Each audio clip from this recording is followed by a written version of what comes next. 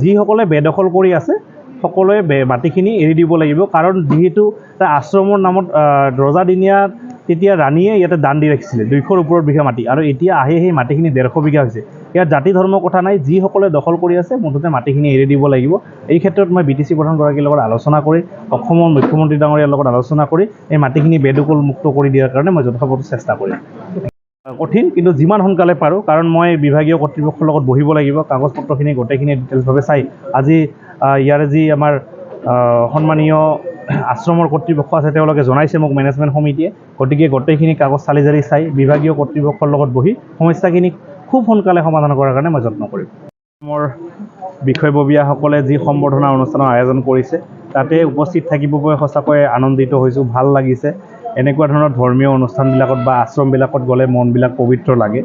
ইতিমধ্যে এই অঞ্চলৰ ৰাইজে যথেষ্ট মৰম আৰু ভালপোৱাৰে মোক ইয়াৰ পৰা জিকাই লৈ আহিছে, গতিকে এই সেৱা আশ্ৰমটোৰো আমাৰ যথেষ্ট কাম কৰিবলগীয়া আছে, বা এই অঞ্চলত বসবাস কৰা সকলো শ্ৰেণীৰ ৰাইজৰ যথেষ্ট কাম কৰিবলগীয়া আছে।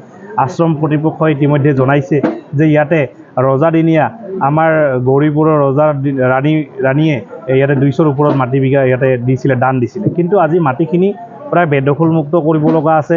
প্ৰায় ইয়াতে 150 বিঘামান মাটিহে আছে, যথেষ্ট মাটি দখলৰ কবলত গৈছে। আমি ভাবোঁ আগন্তুক দিনত BTC প্ৰধানগৰাকীৰ লগত আলোচনা কৰি এই মাটিখিনি আমি বেদখলমুক্ত কৰাৰ কাৰণে কাম কৰিম, আৰু এই অঞ্চলত বসবাস কৰা প্ৰতিটো শ্ৰেণীৰ ৰাইজৰ ৰাস্তা ঘাটকে ধৰি শৈক্ষিক ক্ষেত্ৰত বা অৰ্থনৈতিক ক্ষেত্ৰত আমি কাম কৰাৰ কাৰণে যত্ন ইতিমধ্যে লৈছোঁ। মই আজি ইতিমধ্যেই নিৰ্বাচনী আলোচনাত কৈছোঁ আমি মেডিকেলি কেনেকৈ মানুহখিনিক সহায় কৰিব পাৰোঁ তাৰ কাৰণে টীম তৈয়াৰ কৰি আছোঁ। গতিকে 2 এদিনৰ ভিতৰতে ৰাইজক আমি যি অনলাইন যোগে নম্বৰ আমি যোগাযোগৰ কাৰণে দি দিম।